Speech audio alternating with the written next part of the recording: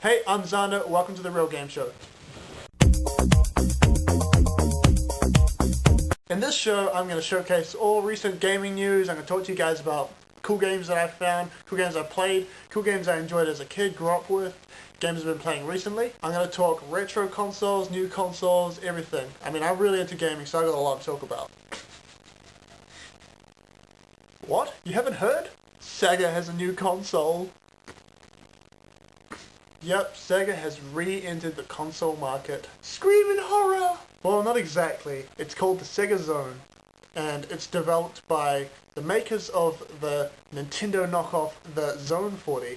It looks exactly the same and plays exactly the same, except it's a Genesis compilation console. It has 50 of the best Genesis games all built into the one console. Now, it's pretty scary news at first that Sega has a new console, considering Sega's last flops. Who could forget the Dreamcast? Which is a console I actually really enjoy. I don't quite understand how it flopped. Murdered by the PS2.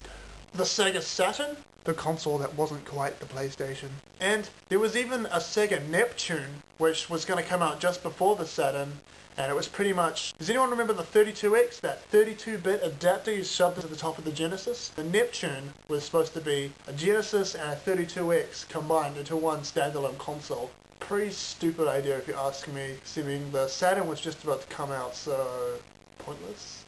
So the Sega Zone is going to be retailing for about $40 American, which I guess is an alright price tag if you want to bust out all the old Genesis classics. Personally, I won't be buying it because I have my favorite games already on the actual cartridges. And any other games, I'm just going to download them anyway. I'm guilty of the emulation. The controller for the Sega Zone looks remarkably similar to the Wii remote. I mean, look at this. How could they get away with this? I guess they did hire the company that made the Zone 40 Wii knockoff, but at least they could have changed it up a little bit. Now, I've heard some of the Genesis games actually have waggle controls. Yes, more waggle controls. As if we don't have enough games on the Wii that already have that. And why would any Genesis games need any motion controls? I mean, all I want is a D-pad and a couple of buttons on my right hand. All I want.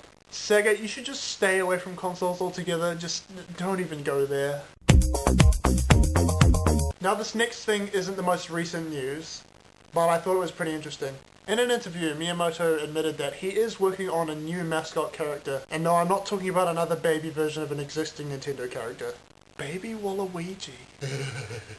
As the trend goes, every new hobby Miyamoto gets into, he creates a game based on it. Now, apparently, Miyamoto has been swimming lately, so are we gonna see like a Nintendo octopus or a Nintendo fish or something? But I guess it's kind of cool. We'll probably just get another Wii Sports, Wii Swimming. But it doesn't really matter what he comes up with because Nintendo is amazing. Now, the next thing I wanted to talk about is Harvest Moon. This is probably one of the best games I've ever played. I mean, the first one I ever played was Harvest Moon Friends of Mineral Town on the Game Boy Advance.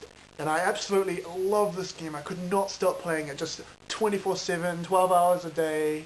Well, not really 12 hours a day, but I mean a lot of time in my day was spent on Harvest Moon Friends of Mineral Town. The problem I have is I played that game and it was amazing. It had the 2D Harvest Moon style, you know, like the SNES days. Now, all Harvest Moons these days are 3D, and I think I've tried all of them, and I don't like a single one of them. They're so shocking to play. The thing I loved most about the original Harvest Moon and the one on Game Boy Advance is the speed in which you can perform tasks. I mean, for me, hitting a stone and picking up the rock, I want it to be like, hit the stone, catch the rock, put it in my bag. But the recent Harvest Moons are more like this.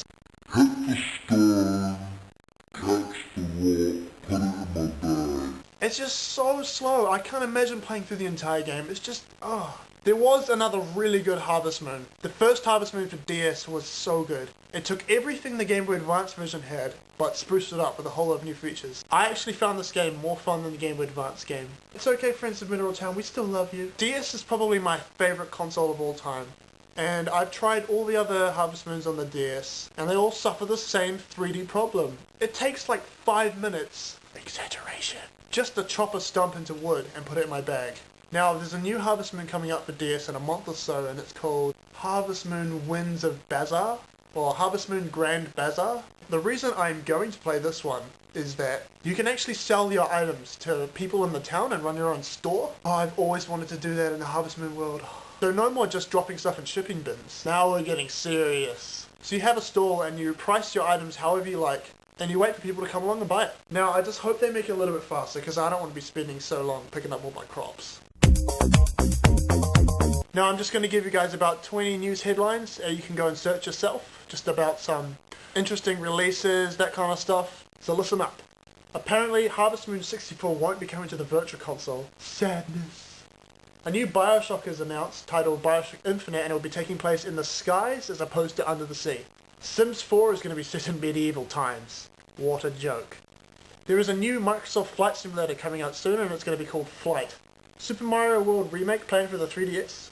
Sony is making a Sony Ericsson PSP phone. There is a new Wii GoldenEye gameplay trailer up. There is going to be a Shutter Island game coming out for the DS. The next game in the Age of Empires series is titled Age of Empires Online. Fear will be delayed until 2011. Sadness. Final Fantasy XIV MMORPG will be out worldwide on September the 30th. Red Faction is getting a vehicle combat multiplayer game. Deus Ex Human Revolution has a new gameplay trailer.